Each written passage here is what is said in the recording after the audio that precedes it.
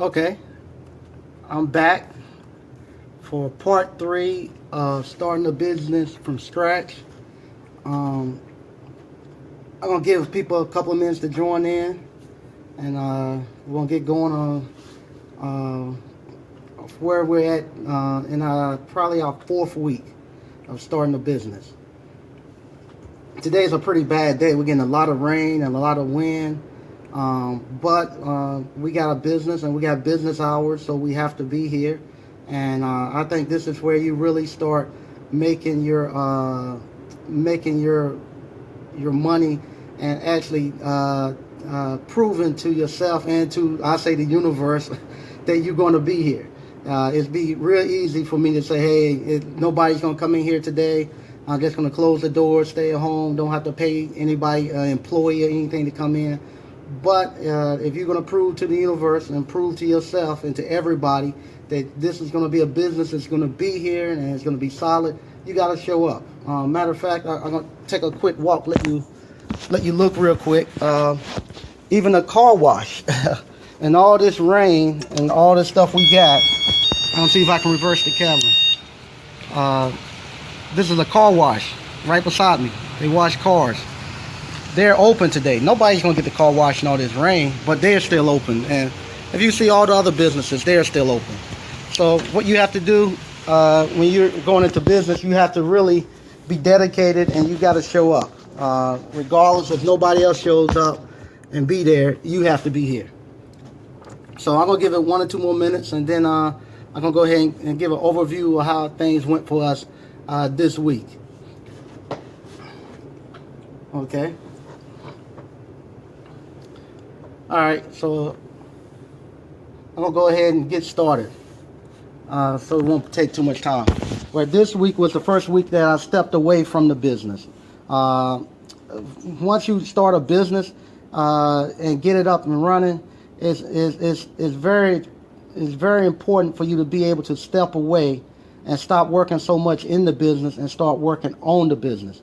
And that's what I done this week. This week I actually removed myself away from the business for about 2 days and to see how things would run, see if everything could operate without me being here. And then I can actually sit back and look at the business and see where I have holes at and start repairing those holes and actually start fixing the business so I don't have to be here every day. Because eventually I want to get to the point where I don't have to be here at all. But before I get there, I got to start removing myself at small increments at the time. So this week I was gone for 2 days, and I got to see how the business operate without me being here.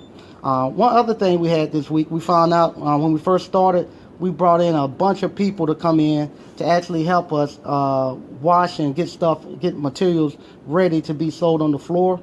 But in the process of them doing that, we had some of our good material got mixed in with our bad material.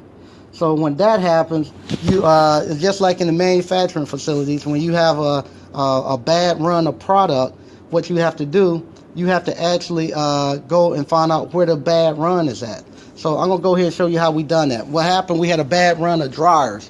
We found out that some of our good dryers got mixed in with our bad dryers. So what we had to do, we had to take all the bad dryers all the dryers we had, and we had to go back and retest them. Remember the last couple of times I've been telling you about a checklist? That's why the checklist is good also. If I can get down and you can see, right here we have we put a date code on it. And that says 10-17. He put the wrong date. It's supposed to be 10-7. I got to fix that for him. It's supposed to be 10-7-16. That means that dryer was rechecked on 10-7-16 and verified that it is one of our good dryers. So now when I come out here, I get him to go back and change the dates. He come out here and we look and we say that dryer has been checked on that date, so we feel comfortable selling that. The other thing that we had going on this week, we just started doing some marketing. So we use this company that goes out and set out our flyers at different stores. So I have to go out there to those stores where our flyers are supposed to be at, and I make sure they're positioned properly, that the clients that's walking into the establishments, that they can actually see our product and stuff there. So what I've done, I walk out there and to the different stores where our product's supposed to be, and I see in some of the shelves our product is not positioned properly. They have other stuff sitting on top of it. They had a couple of our. I'm actually getting a phone call and rejected. They had a couple of our flyers where they actually had them bent inside of their holders where nobody could see the words on them and stuff. So I go out there and I look at it and I take pictures, and then I call them Monday and let them know, hey, the people who are putting our flyers out, they're not putting them out there properly. This is the way we want them positioned, and see if we can get a better spot on the shelves also. That's another thing. Once you start doing marketing, you have to actually go out there and check and make sure that they're doing it correctly.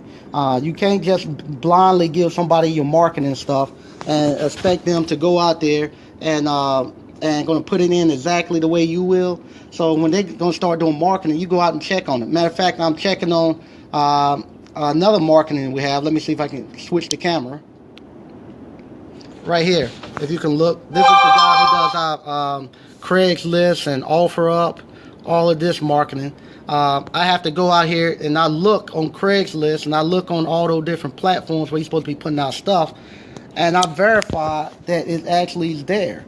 Because if I just blindly went out there and say, okay, put my stuff out there, and they're not doing it correctly, like I found out the flyers this weekend, they're not in there the way we need them out there, that it doesn't do any good. You paying money to have that stuff out there, and it's not even going to make you any money because people are not even going to see it.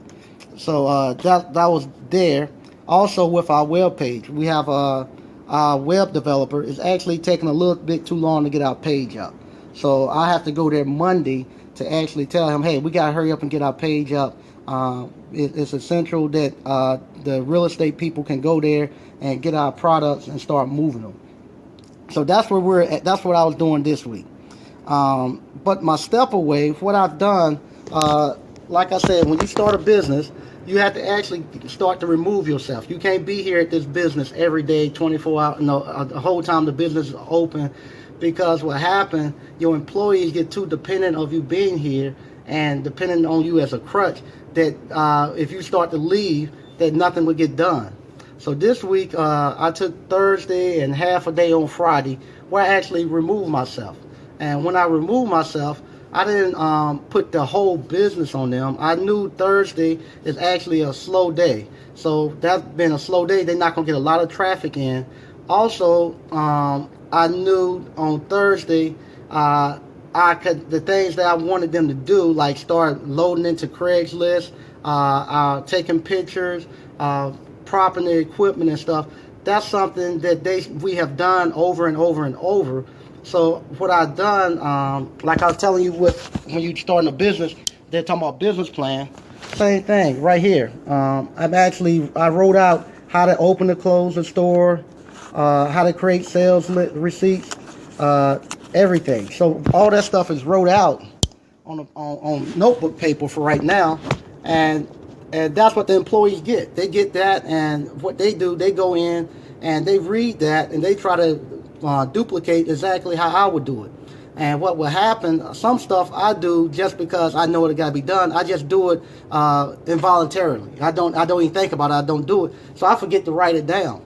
But now that the employees are doing it and they doesn't know that step has to be there, when they go to try to implement it, it doesn't work. So then they can write down, hey, I couldn't get this to work. And then I can find out where my holes are at, and I can tell them, well, add that step in there, and then they'll know. And then on top of that, I got my operation manual. They're actually writing the operation manual. So now if they're not here one day, anybody be able to come pull it up. We have it on the website.